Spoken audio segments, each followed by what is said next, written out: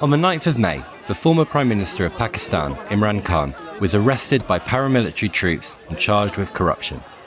The arrest was a culmination of years of bitter hostility between Khan and his PTI party and Pakistan's true power brokers, the military and intelligence services. Though he was popular with voters, Khan was ousted from power in April 2022. Shehbaz Sharif Saab is declared to have been elected as the Prime Minister of the Islamic Republic of Pakistan. By the end of the year, Asim Munir, who Khan had removed as head of the ISI spy agency in 2019, was appointed Pakistan's new army chief. Since Khan's arrest on 9th of May, violent protests have spread throughout the country and have included attacks on military institutions. The government called this Pakistan's 9/11 and vowed to be tough on the so-called terrorists and those who incite them, including Khan. Yet Khan has called the attacks a Reichstag fire, a pretext to abolish the constitution and create a state of emergency. On 22nd of May, Imran Khan spoke to the New Statesman contributing writer Bruno Maçães, and what Khan said he feared could be his last interview, to discuss whether anything can stop Pakistan's slide towards what he sees as a brutal military dictatorship. You have spoken of a fascist setup in Pakistan right now, mass arrest of your political leadership, also of journalists. Today you tweeted about the Reichstag fire, comparing it to the situation. Do you think Pakistan is on the path to a fascist regime? I'm afraid we are headed towards martial law. Not just that. I mean, what was not in the tweet is we already now military courts are being set up. There's in one of the provinces, they are going to try people under Army Act. I mean, it is a complete negation of democracy and our justice system. The Constitution doesn't allow it. So my worry is we are heading,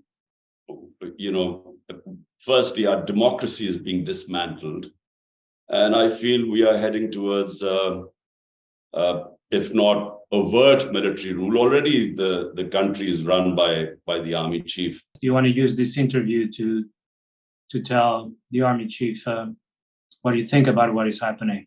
I have been making overtures, since I was out of power, to the previous army chief, who was instrumental in removing my government. I mean, later on, he admitted that he thought I was somehow dangerous for Pakistan, so he removed my government. But since then, the economy has tanked. We are now in our worst economic crisis in our history. So I kept telling him, I met him twice. I said, look, and the only way out of this crisis is free and fair elections. If you do not hold elections, there will not be any political stability. And without political stability, the economy is not going to stabilize. And the people are suffering today in Pakistan because our growth rate was 6.5%, when we left. And it's now, according to World Bank, it's down to 0.4%. So that's massive unemployment. And the worst inflation in our history. So just to give you an idea, it was 12.4% when we left, is 36.4% today. So there's a lot of suffering going on, unemployment and inflation together. So twice I approached him and I said, look, way forward is a free and fair elections, which will bring economic stability and political stability, a government coming in with a public mandate, and that will then give, the investors and the business community the confidence. But, they figured out that because he had removed me, he figured out that if there were elections, we would win. Because out of the 37 by-elections in the last few months, we won 30. So they were, and the opinion polls are sort of, PTI is north of 70% in popularity now. So he didn't hold elections. Then comes the next army chief, Asim Munir. And I sent him a message. I said, look, I've heard that, you are coming in with an agenda of this previous Prime Minister, Nawaz Sharif, and who obviously wanted someone who was anti-me. So I explained, I said, look, we won't object to your coming to power because there was a technical hitch. We could have, the president could have played a role in sort of stopping him from coming to power. Hitch was that he was supposed to have retired 2 days before he became nominated. A retired army officer could not become army chief. But I said, look, we are not going to stand in your way. All we want is, you to be impartial. And that was the last, message between me and him. This is when he became the army chief. What would you tell him today? If you talk to him today, what would you tell him today? I would tell him today that, look, the route he has taken is going to be a disaster for Pakistan. Much worse, it is going to be the distance between the people of Pakistan and the Pakistan army is going to just, this gulf will widen because, it happened in 1970 when Pakistan had elections and the party in East Pakistan, Mujibur Rahman's Awami League, won the elections. But the Pakistan army, along with Zulfikar Ali Bhutto, they did not concede the elections, did not allow him to become the prime minister. Instead, the army action took place against Mujibur Rahman. And the country was devastated. We lost half our country. So my message to him is we are heading in the same direction now. You can't wish away the biggest party in Pakistan and this oppressive, this incredible, I can't explain it. I've never seen such a campaign using the pretext of the arson that took place. They have over 10,000 workers now are in jail. Anyone's supporter worker is shoved in. All my senior leadership is in jail. There are 150 cases on me, 4 terrorism cases when I was in jail. So I had no idea what was going on for 4 days. So this sort of thing has never happened before. Total clampdown on the media. The court decisions are not listened to. The courts give bail. The police again puts our workers in jail or our leadership in jail in another case. So, and then our ticket holders are pressurized to leave the party. So 5 or 6 of them have said, look, we are giving up politics. So this sort of thing has never happened. And my advice to him is that this is a disaster for Pakistan. Because when you dismantle democracy of a country, basically you take away their freedom. You take away their fundamental rights which have been taken away. You destroy the state institutions on which a country stands on, like the justice system, like the police, which is now being used, in the way it is. Can I ask you, this dismantling of democracy and this campaign against your party, whom do you blame for this? Do you blame the army chief, Asim Munir? Do you blame the army? Do you blame the ruling parties? The ruling parties are very clear. Look, the last 60 years, Pakistan has been ruled half the time by martial laws, military governments, another half the time by these 2 parties, these 2 family parties. They got together against me. They've always opposed each other. They put each other in jail on corruption cases. All the cases against them were not in my time, the corruption cases. 95% were during when they were in power. Now they've got together against me. Their interest is because they gave themselves immunity from corruption cases. The moment I was dislodged, they came back into power, worth $5 billion of corruption cases, which were, on them. So the first thing they did was they came in and they gave themselves immunity. Now they are scared that if I come back and I talk about rule of law, that no one is above law, so they are scared that the immunity will be taken back. On the other hand, the army chief, I think he is just convinced. He's made some statements which are on social media.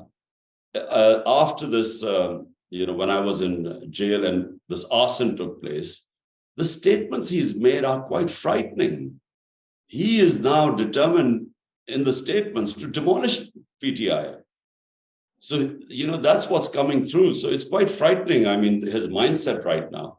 So all I can say is that this is a disaster for the future of Pakistan, this course he's taken. Do you still believe there will be elections this year? May 14 election did not happen. Looking from the outside, it seems more and more unlikely that we'll have elections this year. What is your opinion? I think there will only be elections if they think that PTI is completely demolished.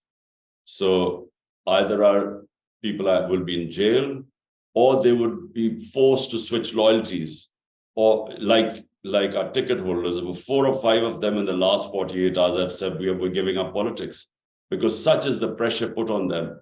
Look, the things that are happening, I mean, Bruno, you should just know, I mean, I've grown up with this country. My age is more or less the same as my country. I've seen martial laws here. What has never happened in this country is the way women have been treated by this regime. It's never happened here. Because firstly, women have never participated in politics. So first time PTI is a party which had participation of women, families coming to our, you can see some of our, on your, you can Google and see some of our big rallies, and you will see big participation of women. But what they have done is they've gone after women, and hundreds of women have been jailed. And we fear what they've done. But even worse, why some of the people are leaving politics?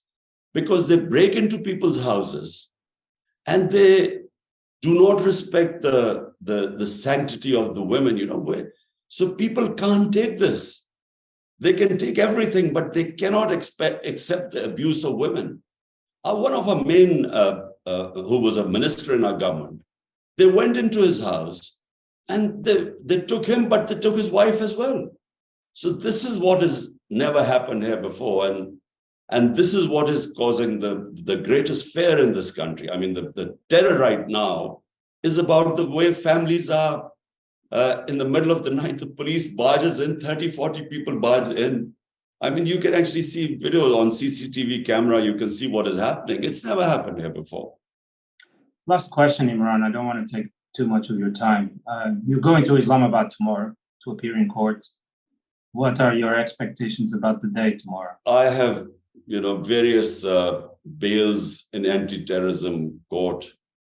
Some of them while I was, 4 days in jail, not knowing what happened. 2 of them, I think, they put terrorism cases on me on that. So I've got several cases. I am 80% convinced they will put me in jail because, everyone else is in jail. So I think that's what I think. But then what happens from now? I just think, Bruno, my last word, this is untenable. This cannot go on. I mean, I cannot imagine what will eventually the Supreme Court judges, there are 15 judges in the Supreme Court. Will they allow this sort of dismantling of our democratic structures take place? Will they allow complete violation of the Constitution, the fundamental rights, total muzzling of media? The most frightening thing is one of our best, who had the highest viewership on YouTube, a journalist called Imran Riaz, he's disappeared. Before that, one of the best investigative journalists was Arshad Sharif. He had to go out and he was murdered in Kenya. Now, this journalist who's on the same rating as him, he's disappeared. And the court has repeatedly asked to present him in court, and they don't present him in court. So we are scared, they've either tortured him so much, they're waiting for him to recover and then produce him in court. So will the Supreme Court allow this to happen? Because if it does, then the Supreme Court will completely lose its credibility. And what has happened, the way our democracy has evolved, the one thing that evolved over a period of time is our Supreme Court, which asserted its independence. It started in 2007, what was called the lawyers' movement, when General Musharraf removed the Chief Justice, and the lawyers rallied behind, and the country rallied behind the Chief Justice. Since then, our Supreme Court has been quite independent. Now, will they allow this to happen? This is really the big question for us. Otherwise, there's no democracy left. The only hope now is the Supreme Court. Supreme Court is the only obstacle before martial law and military rule. Absolutely. I mean, the only thing stopping them right now is the hope that the Supreme Court will take some steps. Already, they have defied the orders of the Supreme Court, because the Punjab, which is 60% of Pakistan, the election was supposed to be held on the 14th of May. Thank you very much, Imran Khan. We'll be following your journey to Islamabad tomorrow, and also hoping to hear news from Imran Riaz. Thank you again. Thank you. Thank you, Bruno. Thank you.